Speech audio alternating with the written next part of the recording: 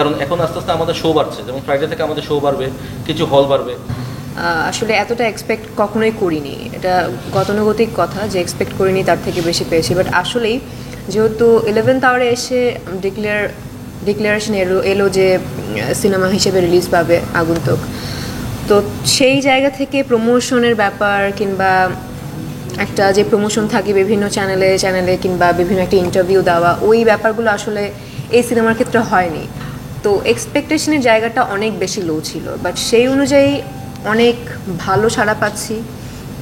আমরা গতকাল সিনেপ্লেক্সে গিয়েছিলাম, প্রত্যেকটা সিট মানে ভরা ছিল। ওটা আসলে অনেক বেশি ভালো লাগে, কারণ শুরু থেকে আমার এই এক্সপিরিয়েন্স ছিল, যখন থেকে আমি পোড়ামন্টু দেখেছি, যখন থেকে আমি গোলই দেখেছি, শান দেখেছি, সবসময় হাউসফুল দেখেছি। সো হাউসফুল যখনই দেখি তখনই মনের মধ্যে একটা শান্তি কাজ করে। এবং আমরা আসলে বাংলা চলচ্চিত্রের জন্য কাজ করি, সো বাংলা চলচ্চিত্র যখন এগিয়ে যাবে কিংবা এগিয়ে যায় এটা দেখি, তখন আরও বেশি শান্তি লাগে। সো ভালো লাগছে। আচ্ছা, ওয়েব ফিল্ম সিনেমা হলে না, ওয়েব ফিল্ম হিসাবে এর আগেও আমরা একটি সিনেমা এখন থেকে প্রায় 8-9 বছর আগে আমরা রিলিজ করেছিলাম, সেটা হচ্ছে রান আউট। আপনাদের মনে আছে কিনা?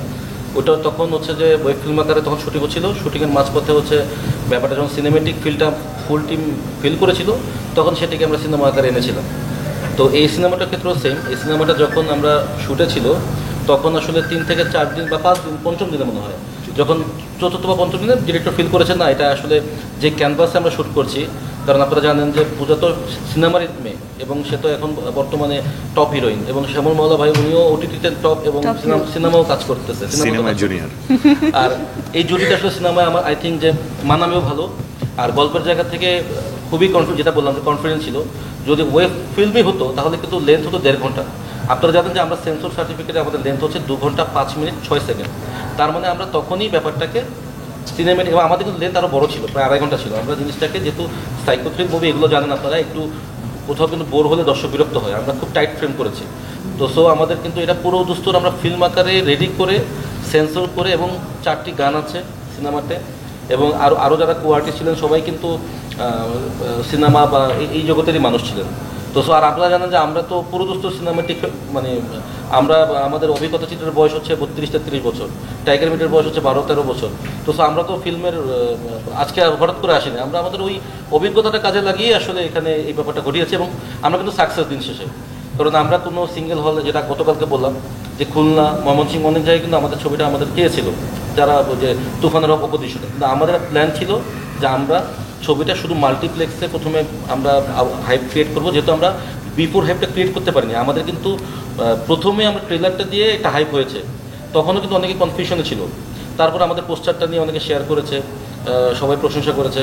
তারপরে যখন আসলে সিনেমাটা হলে মুক্তি পেল, সেদিন দেখেন আপনি ঈদের প্রথম দিন, দ্বিতীয় দিন, তৃতীয় দিন সিনেপ্লেক্সের মিরপুর শাখা এবং পান্তাপথ শাখা, এবং এই যে এখনও কিন্তু আমি যে একটু আগে ফোন করলাম, 2 জায়গায় কিন্তু হাউসফুল। আর মানে এটা কিন্তু একটা পজিটিভ দিক।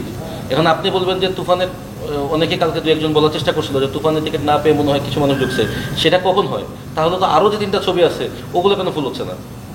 ওগুলোর মানে বাকি যে সিনেমাগুলো আছে সেগুলো কেন ফুল হচ্ছে? তাহলে তো সবগুলোরই ফুল হওয়ার কথা। এবং আর আমাদের ছবির মূল টার্গেট ছিল হচ্ছে ফিমেল কাস্টমার, এবং ওইটাই কিন্তু ঘটছে। কালকে আপনারাও দেখছেন, আজকেও দেখবেন যে 70-75% হচ্ছে আপনার ফিমেল কাস্টমার।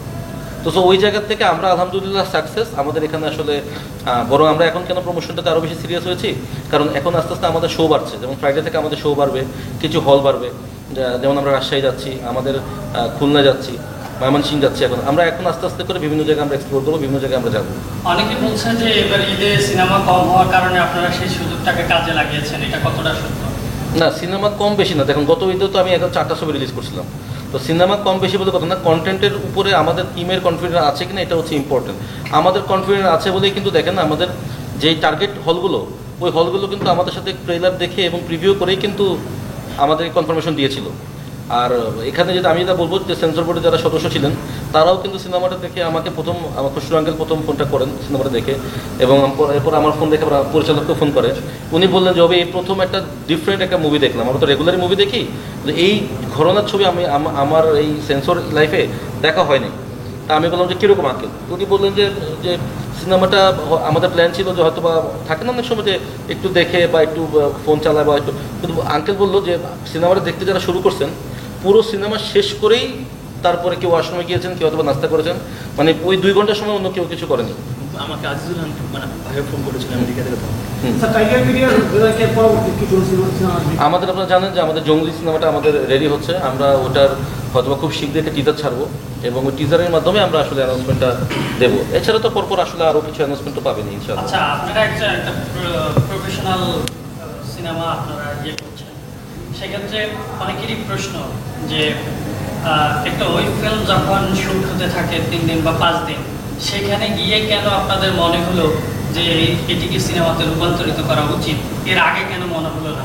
এটি নিয়ে অনেকের প্রশ্ন রয়েছে যে আসলে এটা যখন শুটিং থেকেই আসলে শুরু হয়েছে যে এটা সিনেমা করার একটা পরিকল্পনা, সেক্ষেত্রে কতটা আসলে এটি সিনেমাটিক হবে সেটি নিয়ে প্রশ্ন রয়েছে, সেটি যদি একটু বলতেন। আচ্ছা, সেটি বলি। ওয়েব ফিল্ম জিনিসটা কি, বা ওয়েব ফিল্ম হচ্ছে যেটা কিন্তু সরাসরি প্রথমে অ্যাজ অ্যান মানে অরিজিনাল কন্টেন্ট হিসাবে ওয়েবে যায়। আর সিনেমা কি, সিনেমা হচ্ছে প্রথমে থিয়েটারে যাবে, তারপরে হচ্ছে কি ওটিটিতে আসবে। তো যেমন যে শ্যামল ভাই এবং জাহিদ ভাই অভিনয় করছেন মাফিয়া, আমি এখন টাইগার মিডিয়া মাফিয়া, তো এটা কিন্তু প্রথমে কিন্তু তারা কিন্তু ওটিটির জন্য করেছিল। তো ওটা তো পরবর্তীতে সিনেমা আকারে একটা সিনেমা আকারে সেন্সর হয়েছে, পরবর্তীতে আবার সিনেমা আকারে সেন্সর হওয়ার পরেও কিন্তু আমি মনে করছি না এটা আমি সিনেমা হলে চালাবো না, ওটা কিন্তু আমি এখন যে আমার ওটিটি প্ল্যাটফর্ম বা ইউটিউব বা টিভিতে আমি চালাচ্ছি।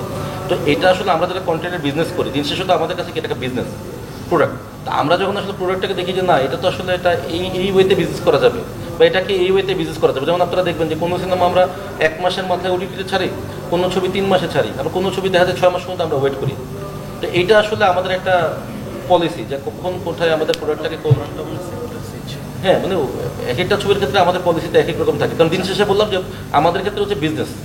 অভিজ্ঞতা চিত্রের যে যারা দর্শক রয়েছে তাদের ব্যানারে যে সিনেমাগুলো আসে, এই সিনেমার মাধ্যমে আপনি কি মনে করেন যে তারা একটা ধাক্কা খাবে, আত্মবিশ্বাসের জায়গাটা একটু না ওইটা হবে না। কারণ এখানে আমরা পুরো একদম যারা পোস্ট প্রোডাকশনে কাজ করেছে, আমাদের কালার কারেকশনটা ডিআই কালার হয়েছে ইন্ডিয়া থেকে, যেটা সিনেমা আমাদের রেগুলার যেভাবে কাজ হয়। এখানে সাউন্ড মিক্সটা হয়েছে ইন্ডিয়াতে, অধ্যয়ন দ্বারা হচ্ছে এটা বিজিএম করেছে, অধ্যয়ন দ্বারা এর আগেও বাংলাদেশে প্রায় 15-20টা সিনেমায় কাজ করেছে। টেকনিক্যাল জায়গা থেকে এখানে মানে কোনো গ্যাপ নেই। এবং এটা থাকলে তো আমরা আসলে আমাদের যেই প্রতিষ্ঠানের যে জোর, ওই জায়গা থেকে তো আমরা জিনিসটাকে সিনেমা হিসেবে আনতাম না।